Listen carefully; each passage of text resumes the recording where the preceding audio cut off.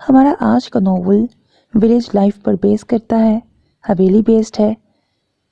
Heroine की बड़ी बहन की शादी हीरो के बड़े भाई से होती है जो गांव में रहते हैं, बहुत अमीर होते हैं और बहुत वेल ऑफ फैमिली से बिलोंग करते हैं और पढ़े लिखे भी होते हैं, लेकिन गांव में रहते हैं क्योंकि उनको देही लाइफ बहुत पसंद होती है, अपनी रूट्स से बहुत मोहब्बत होती है। गांव की खूबसूरत ज़िंदगी, उसके माहौल का भी बहुत अच्छे से जिक्र किया गया है नॉवल में।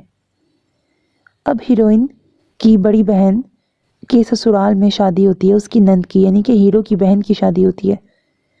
और हीरोइन की बड़ी बहन ज़बरदस्ती अपनी दोनों बहनों को, जिनमें हीरोइन भी शामिल है, गांव लेके आती है क्योंकि उन्होंने पहले उसका घर, ससुराल और गांव नहीं देखा होता।